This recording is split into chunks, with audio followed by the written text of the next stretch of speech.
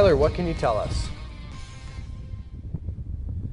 Well, so far we have yet to even reach a single percentage of containment at this moment, Chelsea and Brandon, as ember showers and flare-ups have been continuing throughout the day. East and westbound I-70, expect to see some delays in Tibet Canyon from mile marker 56 to 59 as road construction is going on. Dozens of trucks drove through Grand Junction earlier today with that same message, slow down and move over. I'm out here on Interstate 70 right now, and I'm a good 20-30 feet away from the actual roads, but I can still feel the wind coming by, and it absolutely, what first responders are saying, it's completely true. It's a message that's sorely needed, as a study shows that nearly 3/4 of the nation is unaware that this law even exists. During a time of a national conversation about school safety here in the small town of Paradox, Colorado, a school shooting threat was called in this morning, and while it turned out to not be credible, Paradox Valley Charter School ended up canceling their classes for the day. That's right, Brandon and Chelsea. Luckily, not all of the businesses have been negatively affected by the 416 fire, but there's still definitely an effect and an impact.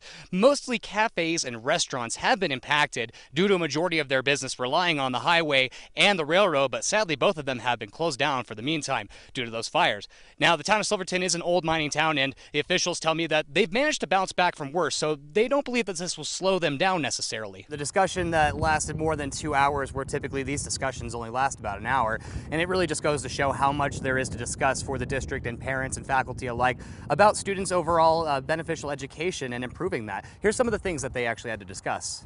Well, the first thing to mention, Colin, is from what we've heard from the Grand Junction Fire Department, there are no injuries or fatalities to speak of currently at the moment, but they are still investigating to see if that is the case. Take a look over onto the highway. You can see that traffic is moving along just fine, so not seeing any interruptions for people's daily commute on eastbound and westbound I-70 between exit 19 and 15.